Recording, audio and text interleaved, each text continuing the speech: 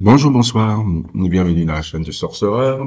Et aujourd'hui, toujours un court sujet un peu hors série sur un personnage qui est entré définitivement dans l'histoire de la pop culture noire comme étant celui qui aura fait qu'on popularise le mot entanglement, un mec qui a participé à la destruction du couple, pas la destruction du couple, mais comment dire, la destruction du mythe Couple Goals. Le Couple Goals est mort le jour où le gars là a fait son interview chez la Angela Yee, là.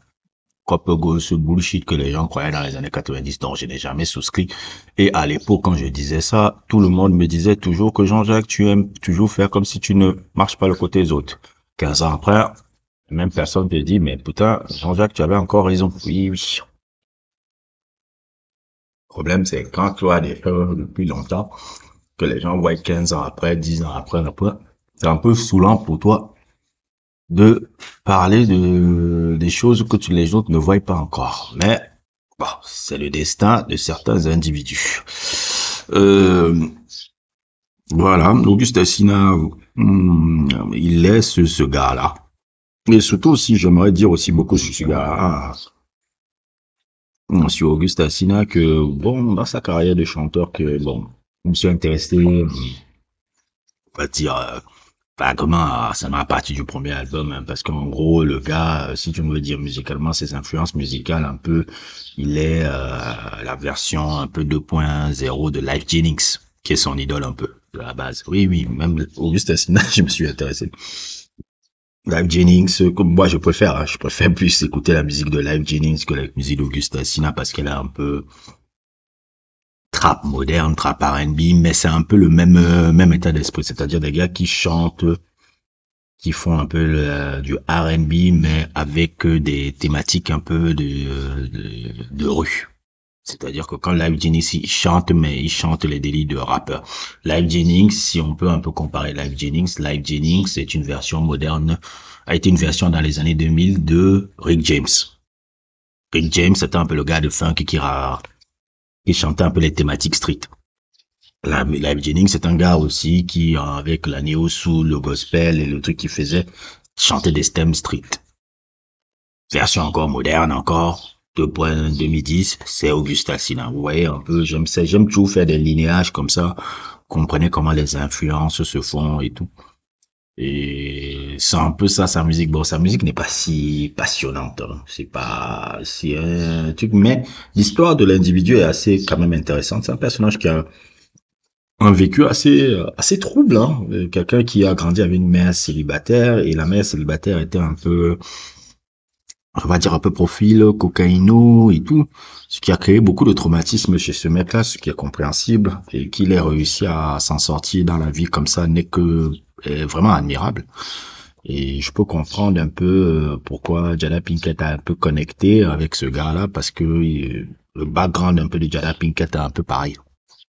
Donc, ça, c'est un peu ça. Maintenant, bon, mon gars, si sur mon sujet là où moi je veux aborder, c'est que le gars, si il a souillé notre syndicat. Le syndicat des Jutsueurs n'est vraiment pas content et a révoqué sa carte. On a révoqué sa carte parce que ce mec a souillé le syndicat. Robert Kincaid ne serait pas content de toi. Mais vraiment, je l'avais déjà un peu abordé sur le sujet de Jada Pinkett, mais non, le syndicat n'est pas du tout content, le conseil du syndicat n'est pas du tout content, le président Francis Bemba n'est pas content, Pete Davidson, le secrétaire général, n'est pas content, Robert Kincaid, le fondateur du syndicat, n'est pas content, nous ne sommes pas contents du tout de l'attitude de ce monsieur qui n'a pas compris quel jeu, quelle position il était. Il a cru qu'il était le mec qui est une femme comme Jada Pinkett qui a construit ce qu'elle a construit avec Will Smith. Elle va pas quitter Will Smith pour toi, gars. Faut être un peu sérieux. Faut être un peu sérieux.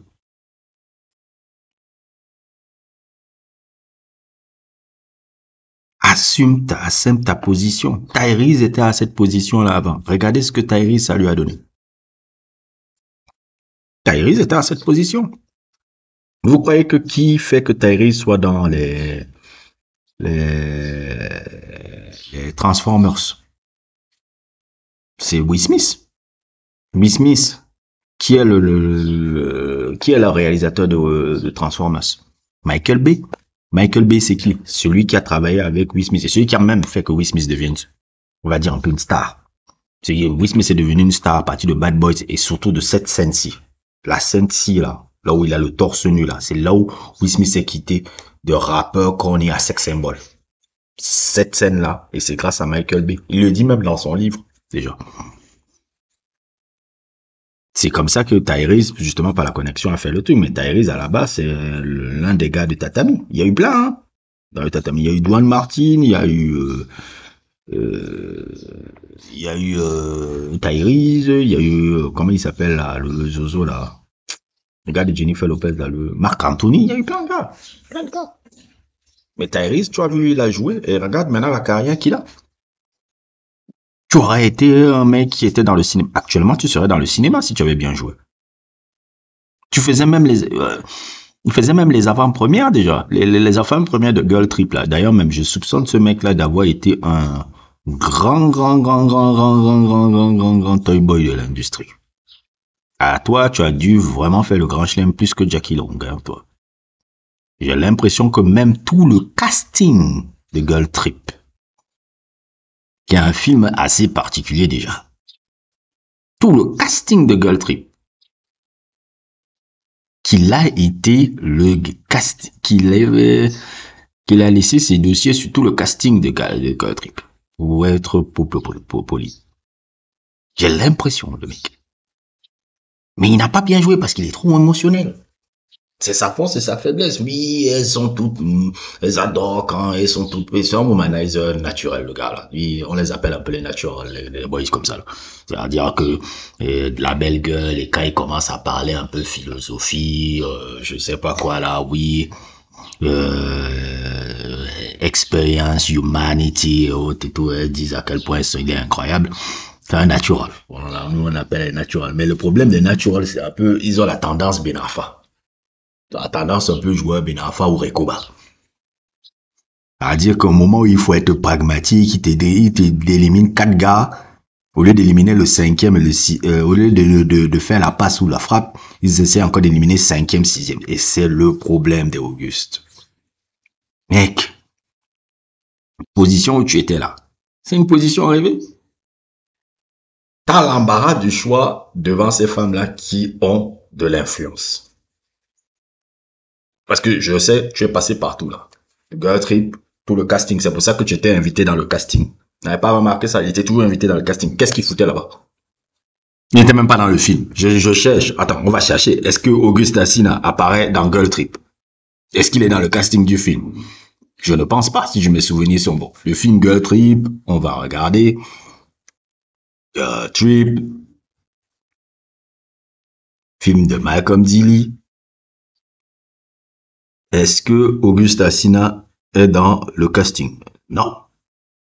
Pas d'Auguste Assina. N'a pas été dans le casting. Pourquoi il venait là? Parce que il était le joujou. Le joujou de nos actrices là. Surtout quand on voit Elles n'ont pas été là. Attends, on regarde, casting, il faut que je ne raconte pas des conneries. Attends, il n'est pas dans le film. Ouais. Il n'est pas dans le film. Pas du tout. Qu'est-ce qu'il faisait là alors? Ça veut dire que s'il est venu, il a tout le temps. Donc il y avait les after party. After party, ça devait se passer comment? Et oui. Mais tu as dans cette position là, la position la plus rêvée que beaucoup de, même des hommes puissants n'ont pas cette position là. C'est ces gars-là, ils n'ont même pas cette position là. Tu joues ton jeu. Il y a des gars qui ont bien joué leur jeu comme ça, même dans les années 90. Un gars qui a bien joué un peu dans cette même position-là et qui a réussi à devenir une superstar après, c'est Channing Tatum. Channing Tatum, il entre comme danseur. À la base, c'est un stripteaseur, le mec, là. Vous croyez que Magic Mike, ça raconte pas sa life? Ça raconte ses expériences. Magic Mike, le premier, hein, qui était génial. Le premier, un peu, en termes de scénario et premier truc, c'est un peu, Magic Mike 1, c'est un peu, on va dire un peu, c'est un peu Rocky, mais Rocky des stripteaseurs, un peu. Ouais, que Channing Tatum, c'est quoi? Il est passé par là, là, là, là, là, là. Il était même dans le clip de, comment il s'appelle, Ricky Martin? Je sais pas s'il avait été truc. Ah, il est passé partout avant d'être connu là-bas, d'être placé. On voit qu'il a été acteur. Et après, voilà, il a fait sa carrière. Et regardez comment il est maintenant. C'est une superstar. Channing Tatum. Il a bien joué. Il avait le potentiel même d'être dans acteur, tu joues bien, tu truc. Will Smith t'a la bonne, Jada Pinkett t'a la bonne, il t'a donné son truc, mais tu te places bien, tu te places truc, tu viens là, tu dis, tu joues ton jeu, tu dis, ok, je joue mon jeu. Tout le monde, qu'est-ce que tu veux choper la femme de quelqu'un qui a 40 ans, qui a un aîné? Non, tu es ridicule. Qu'est-ce qu'elle va venir s'afficher avec toi? Elle a une image à protéger aussi. C'était pas déjà bien que t'amènes dans ces conneries de gueule, mais tu as la chance d'avoir tout ce réseau-là, tu utilises. Et en plus, elle te passe encore à son autre pote, elle te passe encore à son autre pote, tes autres potes peuvent te donner. Non, mais sérieux, il y a des gars, quand ils jouent, quand je les vois souvent, je dis, ils ne savent même pas quelle position ils jouent. Ah, je vois Pete Davidson, il n'a pas, regardez Pete Davidson, regardez le rise de Pete Davidson. Regardez le rise du gars, là. Parce que les gens ne s'en rendent pas compte. La femme, c'est le pouvoir. Tu peux ne pas avoir de ressources, mais la capacité d'avoir facilement les femmes, c'est un pouvoir. Parce que les hommes cherchent l'argent pour avoir ça. Sans l'argent et pour ça. C'est pour ça que je ne suis pas très admiratif des Brother Love et des Jay-Z, parce que sans ça, ils n'ont pas de savoir-faire, quelque part. Les Brother Love et autres, c'est pour ça qu'il y a toujours des Brother Love, des trucs de manipulation, sexual assault, tout ça là. C'est des hommes qui savent, sans ce pouvoir de monétaire là, ils n'ont pas développé un skills là, même Wannabe Basquiat, c'est ça. Toi, tu as le natural. Toi, tu es natural comme ça, tu as le natural vibe. Tu peux avoir du pouvoir, mais bon, comme ce genre de personne ne réfléchit pas comme ça aussi. Tu peux avoir le pouvoir et tout là. Vous allez me dire, mais pourquoi je fais ces vidéos-là? Je fais ces vidéos-là pour les gens qui seraient à ce genre de position-là. Parce que dans la vie, tu peux être dans ce genre de position et tout, et tu commets les mêmes conneries que le coco là. Tu peux être dans cette position-là et tu fais les mêmes conneries que ce coco là. Parce que oui, dans la vie, tout le monde ne va pas être milliardaire, tout le monde ne va pas être truc, tout le monde ne va pas être truc. Tu utilises tes armes comme tu peux. Si tu vois que tu es un truc un peu qui plaît à des femmes très fortunées, comme ça, et qui ne sont véritablement pas, mon Dieu, Regina, Hall, Tiffany, Adi, Jada, Pinkett, mais c'est cerise sur le gâteau, mais j'ai le beurre, l'argent du beurre, et en plus j'ai la bénédiction. Non mais, comment on peut être con comme ça? Quand tu as ça et autres et tout, tu peux. Comme je dis, regardez l'exemple de Channing Tatum. Allez voir l'histoire de Channing Tatum. Channing Tatum, c'est pas comme ça qu'il est entré. C'est pas la capacité et autres et tout, justement, d'attirer le sexe opposé facilement par rapport à sa belle gueule-ci. Mais c'est truc de stripteaser, c'est pour ça que je dis toujours la place de stripteaser si on la joue bien et tout. Michael J. White aussi a été ça dans les années 90. Il a été ça. Michael J. White, il est entré dans l'industrie en étant le garde du corps de Oprah. Et après, il a connu après tous ces trucs. C'est comme ça qu'il a fait. Il est entré par le truc, par en étant le garde du corps d'Oprah. Michael J. White dans les années 90, c'est ça. Et Michael J. White, ça a été la cavalcade. Il avait aussi les trucs là. Il a été dans cette position-là. Après, ça a permis après qu'il lui crée sa propre carrière. Mais il a été aussi dans cette position-là. Vous croyez que quand je vous parle de ces sujets-là, c'est Auguste Alsina? Non, c'est des gars. Il y a des gars dans l'industrie, quand tu étudies la pop culture, il y a toujours eu des gars qui ont cette position-là. Et quand tu as cette position-là, si tu joues bien, tu as une belle carrière. Tu as une belle carrière. Michael J. White, ça a été ça dans les années 90. Ça a été ça.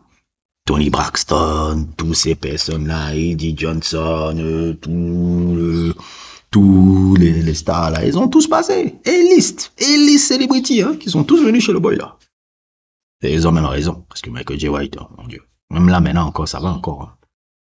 Ils sont tous passés là-bas. Et c'est comme ça qu'il a réussi à créer justement son réseau. Et après son réseau, et à pouvoir devenir cette icône un peu d'art martial qu'il est devenu. Imaginez, à ce moment, Auguste Assina serait dans des productions d'Overbrook, peut-être dans un film qui rapporte beaucoup. Sa carrière serait même cinématographique maintenant. T'as Jada Pinkett et Will Smith qui sont à ta bonne et qui se présentent devant les médias comme ton parrain. Comment tu fuck up ça? Pour des histoires que oui, you don't love me, you don't... Mais tu es vraiment... Oh, c'est somme émotionnel là. Pete Davidson, lui, il est là. On a l'impression que Pete Davidson est fucked up. Oui, il a un peu fucked up par rapport à certains trucs, mais il est très intelligent, lui. Il sait être excessivement pragmatique. Regardez comment il a joué avec les Kim Kardashian dans leur propre jeu. Les Kardashian aiment toujours utiliser les hommes pour chercher du clout. Regarde comment il a fait l'inverse. Aucun homme n'a réussi ce que Pete Davidson a réussi avec une Kardashian. Aucun homme. Tous vos hommes là, ils ont tous été Reggie, utilisé. Reggie Bush, utilisé. Kanye West, j'en parle même pas. Kanye West l'a élevé alors dans un niveau alors. Kanye West l'a fait entrer dans le Met Gala. Kanye West l'a légitimisé. Mais Kanye West a changé la vie de cette femme-là. Changé la vie de ces femmes-là. Et c'est lui, hein, il n'a qu'à s'en prendre à lui. C'est lui qui a créé Kim Kardashian. Même les styles vestimentaires, tout. Kanye West a fait que Kim Kardashian soit la Marilyn Monroe des années 2010-2020. Regarde comment elle a utilisé tous ces mecs. Et toi, tu as Pete Davidson qui vient et il a dit, moi, je vais faire l'inverse. Tout en faisant toujours le gars un peu truc, là. Donc, souvent, il y a un des membres familiaux, là, je vois une de ces stories, là, ça m'avait fait rire à l'époque. Il m'a dit, il demandait, mais qu'est-ce qu'une femme cherche un mec comme ça, là. J'étais dit, vous, le gars, là, c'est un bon joueur. Il fait ce que les hommes fortunés ne font pas. C'est-à-dire se classer sur les trucs. Tu vois, un peu, c'est ça. Il a su jouer. Et regardez maintenant, Pete Davidson, on connaît Pete Davidson. Son nom est truc, t'imagines un peu le nombre de sponsors maintenant qu'il a peut-être un peu par rapport à des situations comme ça. Il a sûrement des gros sponsors qui disent, Pete Davidson, maintenant on veut que tu représentes telle marque, telle... Voilà un gars qui joue. Voilà comment tu joues. Pas les oiseaux là qui viennent là comme l'autre là. Bon.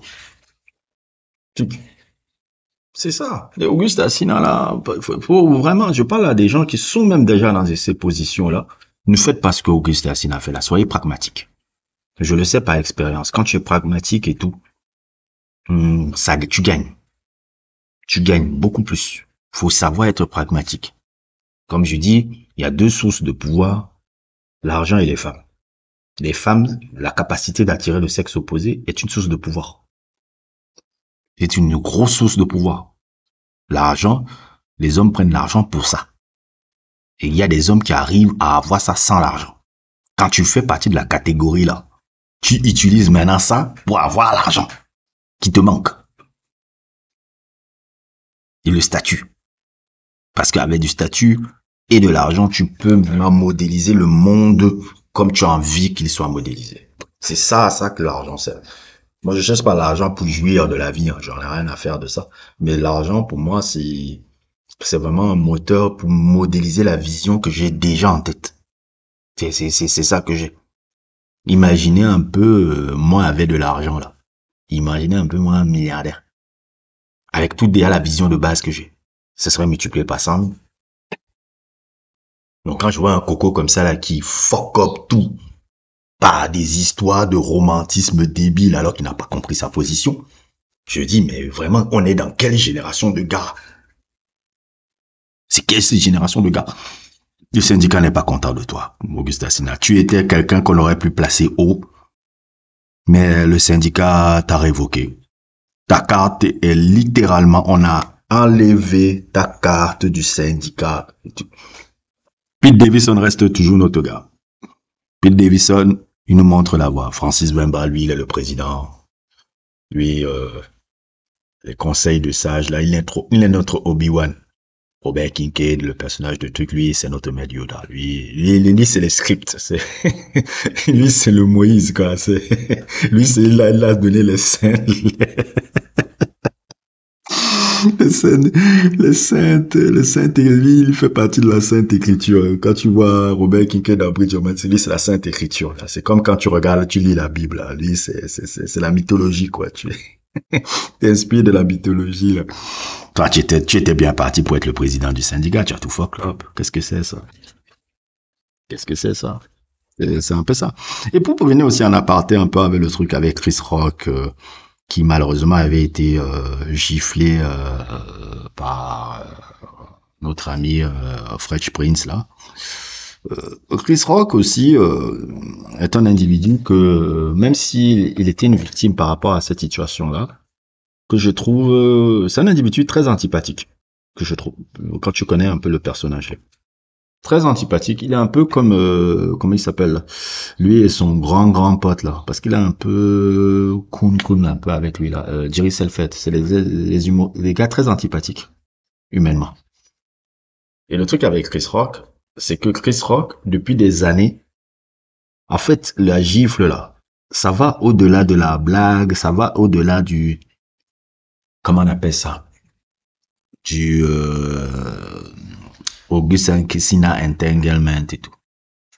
La gifle là, c'est parce que Chris Rock pendant très longtemps a voulu être dans le tatami de Jada Pinkett.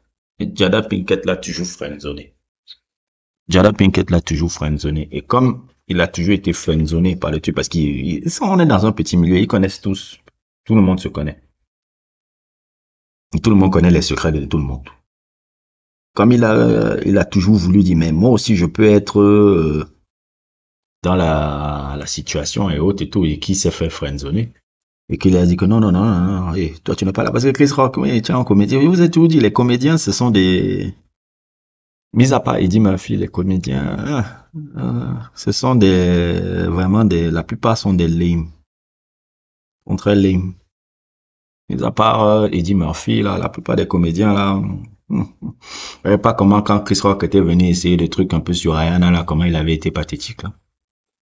Comédiens, là, surtout des mecs comme Chris Rock que j'aime pas trop, là. Il est un peu le genre, un peu très snob, là.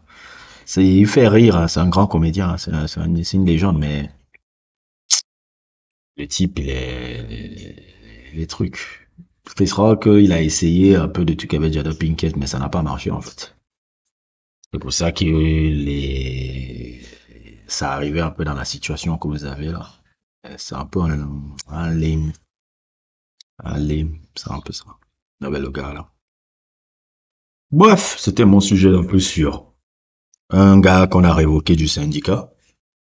Il aurait pu être une légende. Il a voulu être un sentimental.